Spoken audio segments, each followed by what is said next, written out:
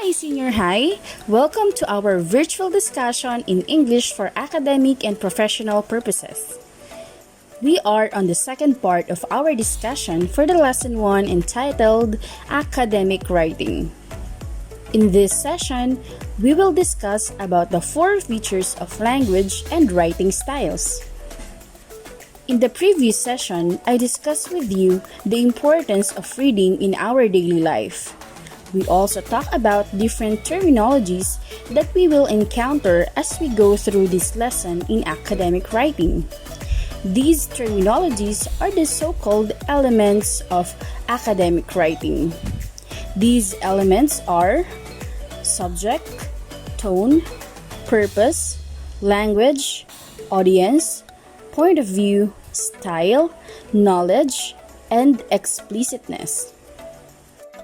I've made mention in the previous video that academic writing follows conventions or rules.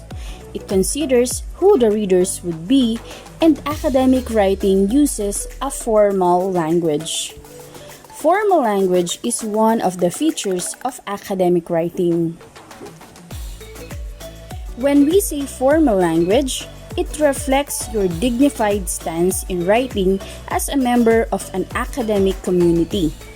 This means that in your writing, you should be in a serious tone. You should avoid colloquial words and idiomatic expressions. Colloquial language refers to words or expressions that we consider as informal. These are words we often hear when friends talk to each other, when one tries to speak in slang language, or words we consider as non-academic. In short, this is a language for casual conversation.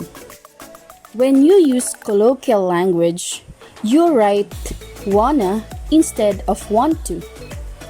You write gonna instead of going to. You write gimme instead of give me. You write dunno instead of don't or doesn't know. You write we pigged out last night instead of writing we ate too much last night. Pigged out is an example of phrasal verbs which you have to avoid in writing in academic text. You also write I have to cut out, which you mean I have to leave now. Those are examples of colloquial language which you have to avoid in writing, most especially when you are writing in academic text. Remember that you should avoid using colloquialism and you have to be formal in writing instead. You also have to remember that academic writing uses language with precision. Precision means exact or direct to the point words. Academic writing avoids the use of idiomatic expressions and phrasal verbs in order to avoid long text. There are various ways for you to achieve formality in academic writing. First, you may choose expanded modal forms over contracted forms. Contracted forms or contractions refer to the shortcut form of a word. When a letter is cut off or removed from a word, it is replaced by an apostrophe. Example modals are can, could, should, will, would. If you'd like to make your academic writing formal, so instead of using can't in your writing, you have to write the word cannot. Instead of writing couldn't, you have to write could not. Instead of writing shouldn't, you have to write should not. Instead of writing won't, you have to say will not. And instead of using wouldn't, you have to write would not. Remember that we can make our academic piece of writing if we use cannot, do not, am not, would not, will not, should not, could not, and cannot. Instead of contraction words, because most of the contraction words are used only in speaking form to sound fluent in speech form. Another way of achieving formality is by choosing one verb form over two-word verbs or phrasal verbs, as I've mentioned earlier. Phrasal verb is a phrase that consists of a verb with a preposition or adverb or both, in which the meaning is different from the meaning of its separate parts. For example, the word ask for is an example of phrasal verb. The word ask for means request. Instead of using the phrasal verb ask for, you better use the term request instead, because the word request is more formal than the word ask for, which is a phrasal verb. Example sentence is, most of the students ask for extension of the submission of their report. That is an example of a poor sentence in academic writing. Instead, you can improve it by changing the word ask for into request. You say, most of the students request extension of submission of their report. There are a lot of examples of phrasal verbs, and these are the examples. Instead of using bring back, you use return instead. Instead of using get in, use enter. Instead of using come along, use accompany. Instead of using carry on, use continue. Instead of writing find out, use discover. Instead of using mess up, use damage. Again, that is one thing that you have to remember when you are writing an academic text. You have to avoid the use of phrasal verb. Another way of making your academic text formal is by choosing expanded terms over their abbreviated equivalents, such as the following. Instead of using ASAP, use as soon as possible. Instead of writing BTW, you have to write by the way.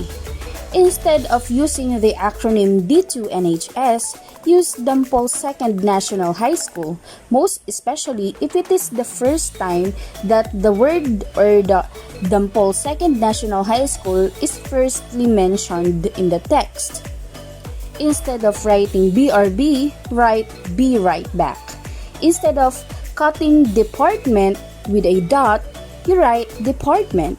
And instead of writing AVE, you write avenue. That's another thing to make your academic writing formal. You have to avoid the use of abbreviations. Another way to make academic writing formal is by avoiding colloquial or idiomatic expressions, such as kind of, as a matter of fact, sort of, and the like. As I've mentioned earlier, colloquial language refers to an informal use of language, and it consists of words and phrases used by common people. You have to remember that colloquial language is a language for casual conversation, and we do not use colloquial language or colloquialism and idiomatic expression when we write in academic writing. Examples of colloquial language are, what you doing? When you mean, what are you doing? Instead of writing wanna, you better write want to. Again, you have to remember that you should avoid the use of colloquialism and idiomatic expression when you write in academic text. What does it mean when we say idiomatic expressions? Or expressions which meaning is different from what it suggests. Idiomatic expressions are quite confusing and they are definitely difficult to understand, most especially if you are not used to using it, or most especially if you are not a native speaker. So in order to avoid confusion for the readers, most especially if your readers are non-native, you better avoid using idiomatic expressions as well. Examples of idiomatic expressions are pain in the neck. You better use the word annoying instead of pain in the neck. Another example is black sheep when you mean the one with bad reputation. Another example is hold your horses, which you mean be patient. And hold your tongue when you mean do not talk. Again, avoid colloquialism and idiomatic expression when you are writing in academic text. Now, let's have a recap. How can we make our academic text formal? First, by choosing expanded modal forms over contracted forms. Second, by choosing one verb form over two word verbs. Third, by choosing expanded terms over their abbreviated equivalents. And lastly, by avoiding colloquial or idiomatic expressions such as kind of, like, as a matter of fact, and sort of. That's one of the 4 features of language, formality. Now let's move on to the next feature of language, which is objectivity. Objectivity means that the focus of the information is on the topic rather than the writer himself or herself. Written language should not be personal but rather in general objective. You can achieve objectivity by avoiding the use of personal pronouns such as you, I, my, and we. Example of a poor sentence: you need to follow instructions. Instead of writing such kind of sentence, you can write the researchers need to follow instructions instead. Remember, avoid the use of pronouns like I, we, me, you, your, yours, or ours. Instead, use he, she, it, they, them, and the personal pronoun or the exact term that you should use in writing. Another way to make your academic writing objective is by avoiding rhetorical questions. Rhetorical question refers to a question that is not intended to be answered but to create a dramatic effect. You should avoid the use of rhetorical questions because in academic writing, writers should not assume that the readers know the answer in the statement, and the author should express the information strongly and clearly. Example of rhetorical questions or rhetoric question is, how do I unwrite the past? It is an example of an open-ended question that is not meant to be answered. Another example is, why do people change?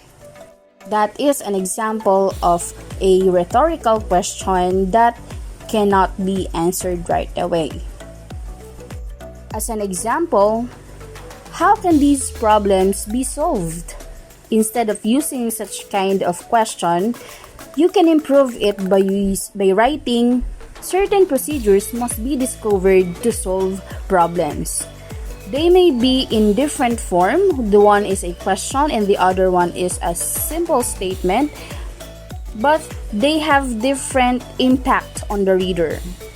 Again, you have to avoid the use of rhetorical questions or questions that are not intended to be answered or open-ended question. The third way of making your academic text objective is by avoiding emotive or emotional language that shows biases.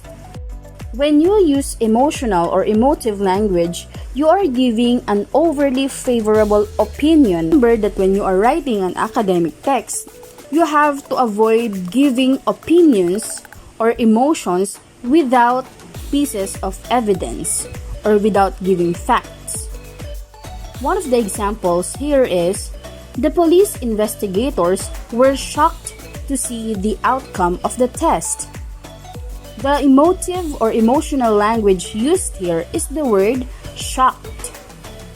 How does it show bias? It shows bias because you are interpreting the emotion of the police without giving basis. Instead of using emotive language, you can improve it by changing that sentence into, "The police investigators did not expect the results." They may be using different kind of language, but they have the same thought. Now let's have a recap. To objectify your academic writing, first, you have to avoid the use of personal pronouns. Second, avoid rhetorical questions. And lastly, avoid emotive or emotional language that shows biases. Now we're done with the second feature of language. Now let's move on to the third feature of language, which is explicitness. Explicitness refers to signposts that allow readers to trace the relationships in the parts of the study. In other learning resources, this refers to transitional expressions. Transitional expressions function to connect one idea to another between or within sentences and to alert readers to connections between paragraphs or blocks of text. These are the examples of transitional device or expressions that you can use in order to make your academic writing explicit. When your first idea agrees to the next idea and you want to add another idea, you may use transitional expressions like the following. Also, in the same way, just as, so too, likewise, similarly, moreover, furthermore, and the like. Example sentence: Jonas promised to love, honor, and also obey his wife. Moreover, he will do all the cooking and cleaning while he studies at home. Furthermore, he is grateful that his new wife earns enough money to pay the bills. The terms or the words moreover and furthermore here in this passage are examples of transitional expressions that agree to the previous ideas of the sentence.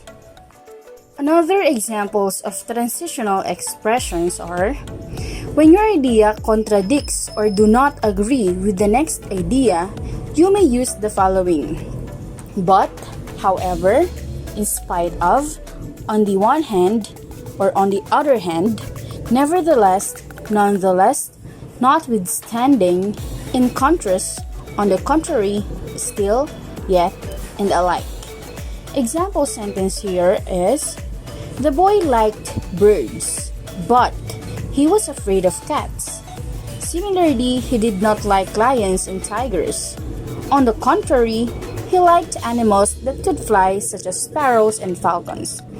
You would notice that the words but and on the contrary here are words that contradict the previous statement or the previous idea of each sentence. There are a lot of examples of transitional expressions or words here. There will be a separate video lesson about this on the following sessions. Now let's have a recap. How to make your academic text explicit? By using transitional words or expressions. Now we're done with the third feature of language, which is explicitness. Let's now move on to the fourth feature of language, which is caution. Caution in academic writing requires care since knowledge is built on proven theories and concepts. Caution is needed to avoid sweeping generalizations. This is to make sure that the writer is not overgeneralizing the ideas. The idea becomes overgeneralized when the writer uses indefinite pronouns. Indefinite pronouns are pronouns that does not refer to anybody in specific. Examples: somebody, nobody, anybody, and everybody. When you use indefinite pronouns in your sentences, the reader might get confused who you are referring to. Remember that in academic writing, you have to be specific. It has to be direct to the point. you have to be sure of the term or be specific of whatever you are referring. Example sentences with use of indefinite pronouns are: everyone in the station was looking for the missing piece of evidence. The writer would get confused if who is the term everyone referring to. Instead of using indefinite pronoun in that sentence, it can be improved by this version. The police department was looking for the missing piece of evidence. The writer of the academic text has to be precise, has to be sure, has to be exact of the term to use instead of using indefinite pronouns, because reader might think that the writer is overgeneralizing the idea. It is important that the writer should be exact and or definite with the term or with the subject to be used in writing academic text. Now let's have a recap. How to make your academic text cautious. That is by avoiding the use of indefinite pronouns. We're finally done in discussing the 4 features of language. Let's have a recap. What are these features of language? First, we have formal. Second, objectivity. Third, explicitness. And last but not the least, caution. You may now move to different styles in writing academic text. Thanks for watching.